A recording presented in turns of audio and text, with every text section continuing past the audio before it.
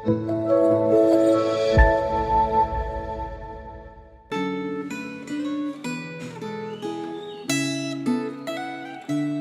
saudara yang terkasih dalam Yesus Kristus, mari kita mengambil waktu saat teduh.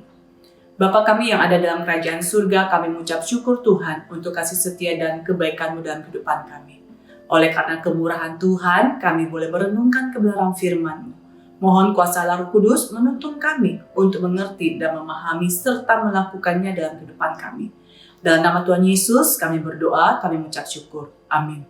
Saudara yang terkasih, mari kita membuka kebenaran firman Tuhan di dalam kitab Yesaya 24 ayat pertama sampai dengan yang ketiga.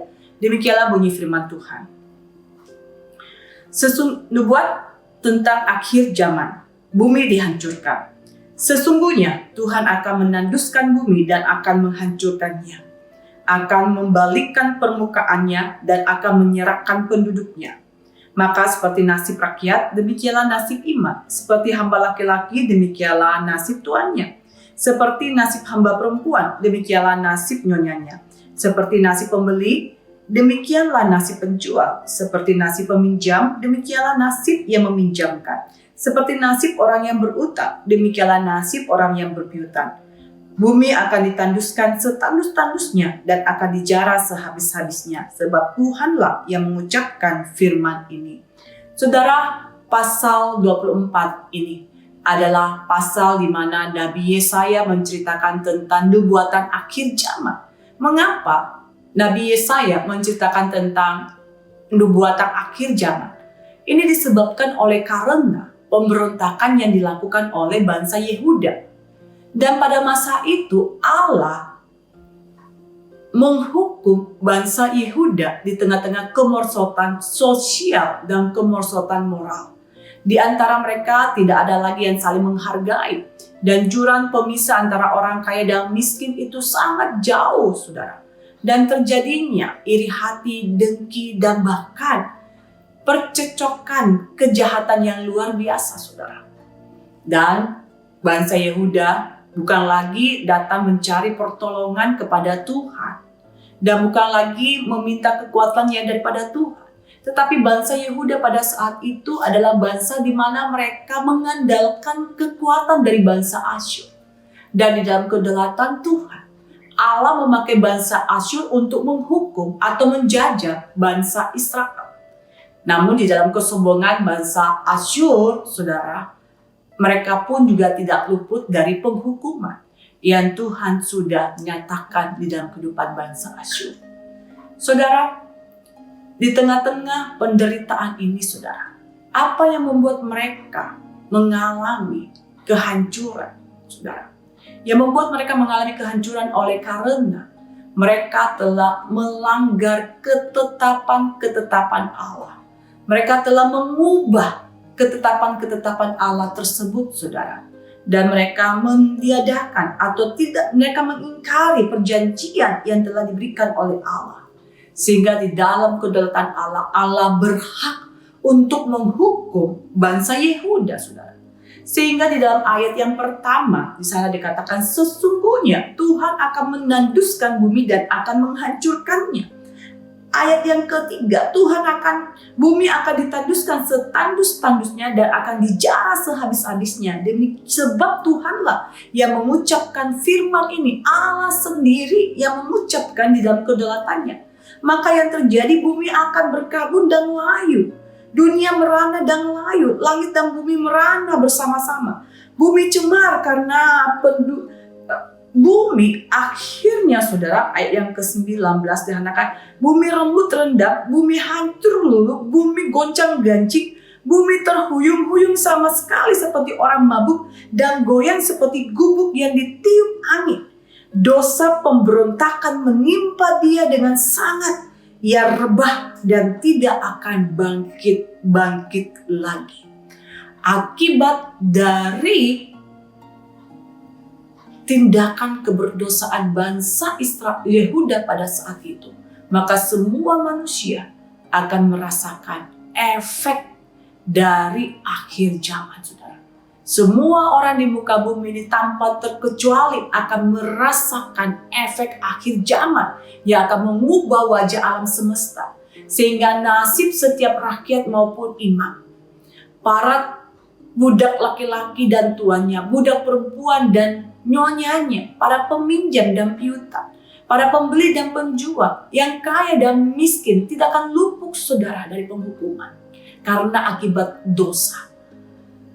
Saudara, tidak ada lagi sukacita di dalamnya, tidak ada lagi pengharapan, yang ada adalah ketakutan dan kengerian yang terjadi, saudara. Namun dalam situasi yang demikian, saudara, ada satu pujian yang dikumandangkan. Pujian ini yang menyatakan bahwa penghukuman Tuhan bukanlah untuk membinasakan, tetapi membawa bangsa Israel, membawa bangsa Yehuda kepada suatu pertobatan. Bukan untuk menakut-nakuti, tetapi membawa sebuah pembaharuan di dalam kehidupan mereka. Pujian yang diungkapkan, dinyanyikan dari sisa umat yang setia. Di dalam pasal 14 sampai dengan yang ke-16, demikian bunyi firman Tuhan.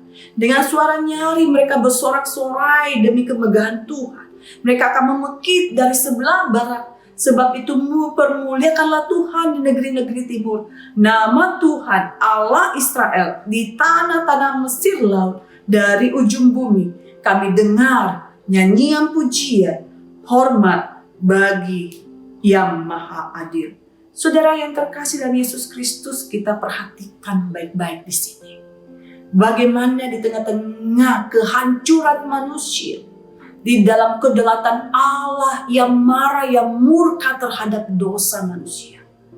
Di dalam Roma 6 ayat 23, upah dosa adalah maut, saudara. Manusia akan dihancurkan, saudara. Namun, tetapi karena kasih karunia Allah di dalam Kristus, kita mendapatkan keselamatan hidup yang kekal. Di dalam kedaulatan Allah yang murka, yang marah terhadap manusia yang berdosa, dan Allah akan menghancurkan manusia pada akhir zaman, saudara.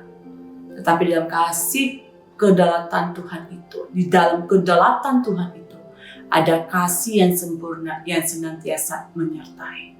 Bukankah Kristus Yesus sebagai anak Allah datang ke dalam dunia menjadi manusia?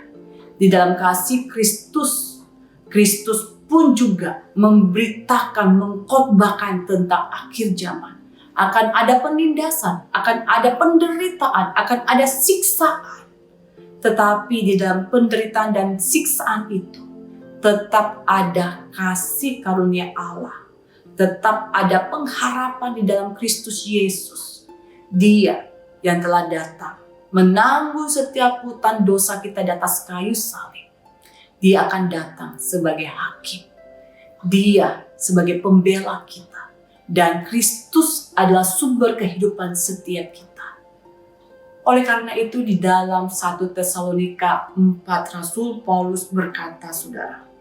1 Tesalonika 4 dikatakan, ini kami katakan kepadamu dengan firman Tuhan. Kita yang hidup, yang masih tinggal sampai kedatangan Tuhan, sekali-kali tidak akan mendahului mereka yang telah meninggal. Sebab pada waktu tanda diberi, yaitu pada waktu penghulu malaikat berseru dan sangkakala berbunyi, maka Tuhan sendiri akan turun dari surga, dan mereka yang mati dalam Kristus akan terlebih dahulu bangkit. Sesudah itu kita yang hidup, yang masih tinggal, akan diangkat bersama-sama dengan mereka dalam awan menyongsong Tuhan di angkasa. Demikianlah kita akan selama-lamanya bersama dengan Tuhan. Karena itu hiburkanlah seorang akan yang lain dengan perkataan ini. Saudara, Kristus sendiri yang akan datang dan yang akan mengangkat kita dan akan kita tinggal bersama dengan Dia. Pada saat ini kita mungkin mengalami penderitaan, kita mungkin mengalami aniaya. Siapkah kita untuk menyongsong kedatangan Tuhan Yesus yang kedua kali? Dan apa yang dapat kita lakukan di dalam menantikan Tuhan Yesus yang datang kedua kali? Kita tidak hanya tinggal diam menantikan akhir zaman. Karena akhir zaman, waktunya Tuhan akan datang seperti seorang pencuri. Oleh sebab itu kita tetap harus berjaga-jaga.